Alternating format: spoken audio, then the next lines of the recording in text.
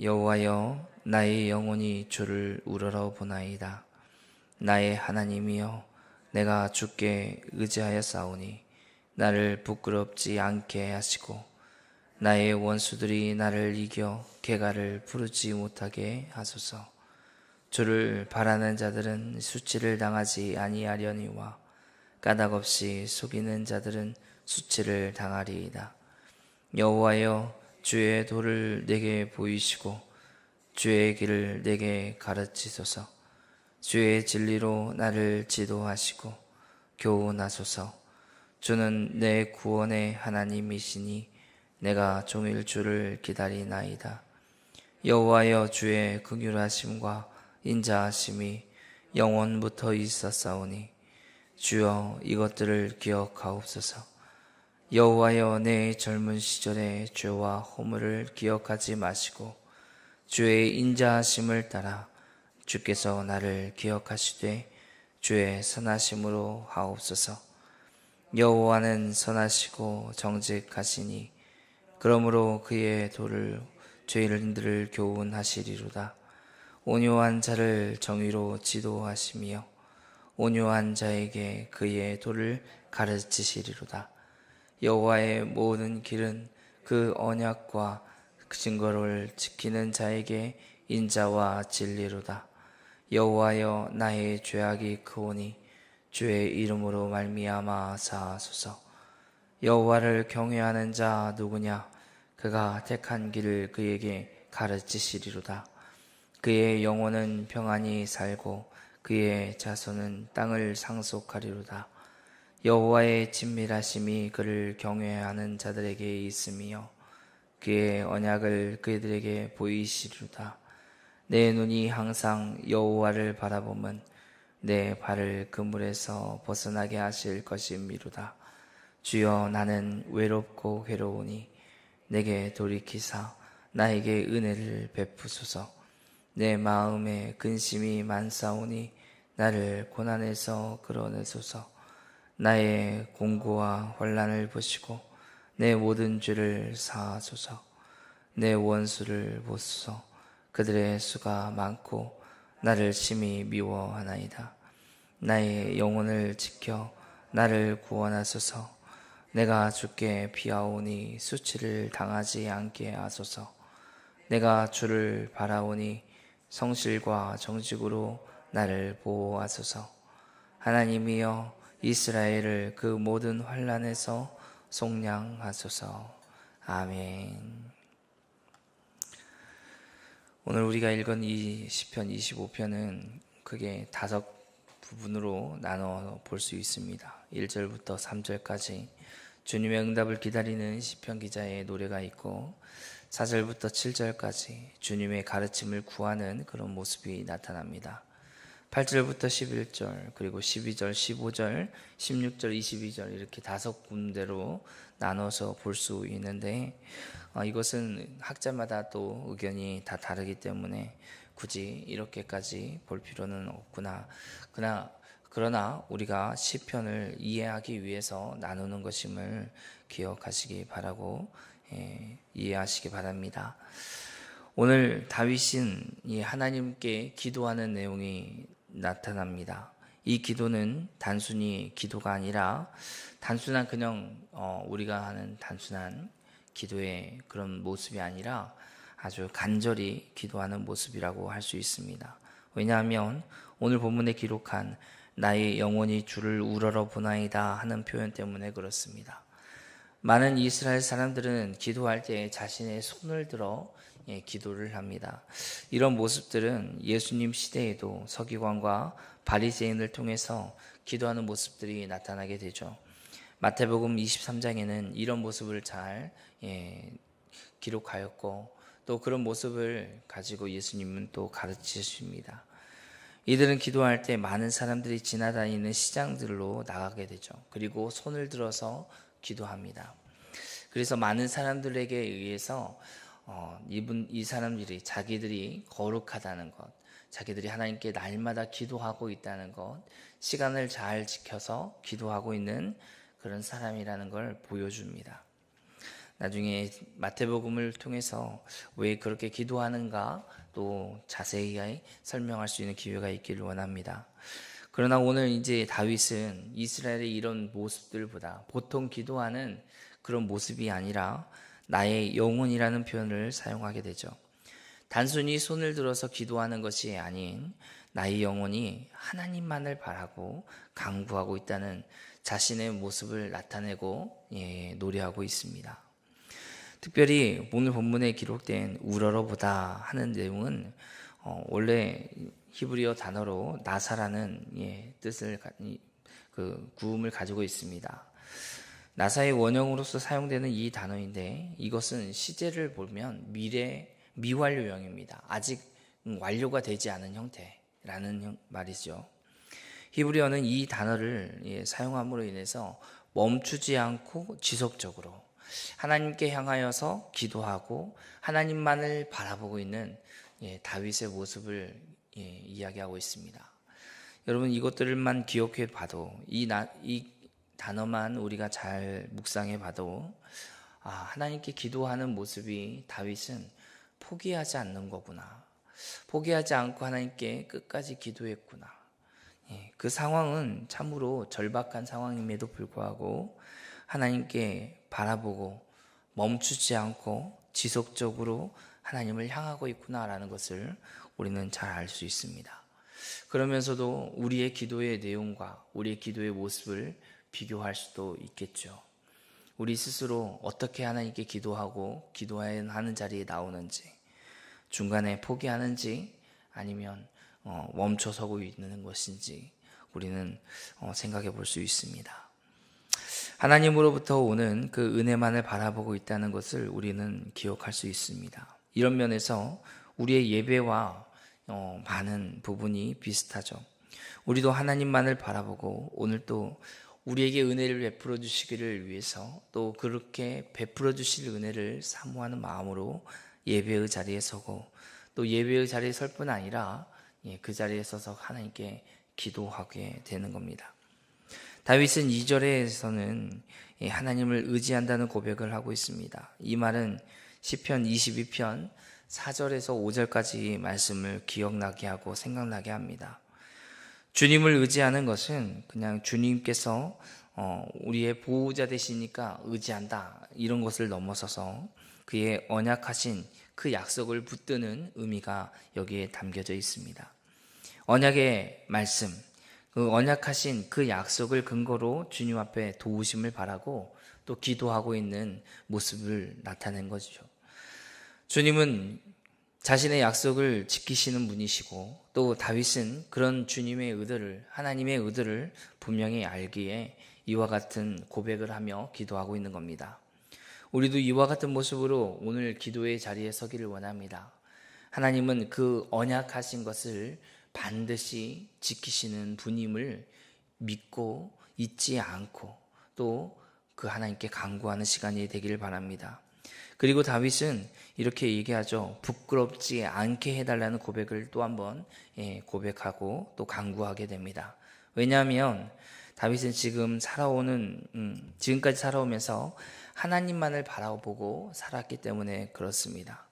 하나님만을 바라보고 살아왔는데 만일 아무런 힘도 없고 아무런 능력도 없는 우상을 바라보고 살아가는 사람들과 같은 결론을 맺게 된다면 그때는 정말 부끄러움을 당하게 되겠죠. 하나님을 바라보다가 도움을 구하고 도움을 요청했는데 그 받지 못하는 상황이 되어버리는 것입니다. 그러므로 오히려 더 큰 부끄러움 가운데 빠지게 되는 거죠. 그때는 원수가 개가를 부르는 그런 형태가 나타나게 되는 겁니다. 여기 오늘 본문에서 원수가 부르는 이 개가는 기뻐하다, 즐거워하다 하는 단어의 의미가 있습니다. 전쟁에서 승리를 하고 기뻐하는 모습, 전쟁에서 승리를 하고 즐거워하는 모습이 담겨 있는 단어이죠. 그만큼 다윗에게는 굉장히 절박한 그런 상황 속에서 하나님께 간구하고 있다는 것을 우리는 알 수 있습니다. 다윗은 한 가지 고백을 다시 하고 있는데 그것은 뭐냐면 주를 바라보는 자는 수치를 당하지 않는다 하는 것입니다. 반대로 또한 그 반대의 상황도 너무나 분명하다는 거죠. 주님을 의지하지 않는 자는 수치를 당한다. 주님을 바라보는 자는 수치를 당하지 않고 주를 의지하지 않는 자는 수치를 당한다. 이게 가능한 해석이 될 겁니다. 3절 앞에 사용되는 원어 중에 두 단어가 생략되어 있습니다. 또한 역시 진실로 참으로 이런 의미가 담겨 있는 깜이라는 단어가, 그리고 모든 누구든지라는 의미가 있는 콜이라는 단어가, 이 두 단어가 생략되어 있습니다. 그래서 깜, 콜 이렇게 시작하는 부분인데 그 다음 이어지는 단어가 깜, 콜, 코에카 이렇게 되어 있습니다. 주를 바라보는 자. 그래서 이 생략된 단어까지 다 연결해서 해석해 보면 3절은 이렇게 시작할 수 있습니다. 참으로 주를 바라보는 자는 그 누구라도 모두, 이렇게 해석해 볼 수 있는 거죠. 수치를 당하지 않는다는 겁니다. 주를 바라보는 자는 한 사람도 빠짐없이 누구든 예외가 될 수가 없습니다. 그 사람이 가난하든 그 사람이 무엇인가 권력이 남들보다 특출나지 않아도 주님을 바라본다면, 주님만을 의지한다면 한 사람도 빠짐없이 수치를 당하지 않는다 하는 내용입니다. 다윗의 기도는 간단한 고백이 아니라 절실한 요청이 되는 거죠.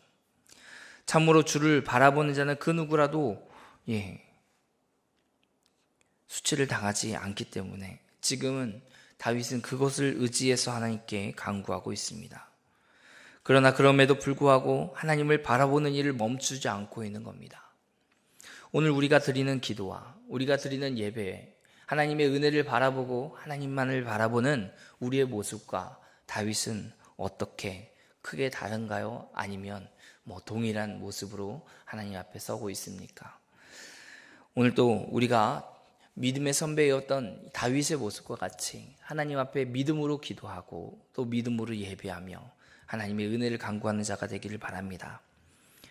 3절에서는 계속해서 까닭없이 속이는 자들은 수치를 당한다 라고 고백합니다. 이것은 속이다, 몰래 행하다, 부정하게 하다 하는 이런 단어의 내용이 담겨져 있습니다. 또한 이들은 일시적으로 사람들을 속이는 것이 아니라 의도적으로 그리고 지속적으로 죄악을 도모하고 실행하는 사람들을 가리킵니다. 그러므로 3절은 오히려 확신에 찬 다윗의 고백이라고 얘기할 수 있습니다. 여호와를 의지하는 자는 수치를 당하지 않을 것이라고 말하면서도 주를 바라보는 자들과 속이는 자를 서로 대꾸라고 하죠. 비교하는, 서로 반대되는 대꾸 형식을 취하고 있기 때문에 그렇습니다. 이런 상황 속에서 다윗은 4절에 간구를 하게 되는 거죠. 주의 도를, 주의 길을 보여주시고 또 가르쳐 달라는 간구를 합니다.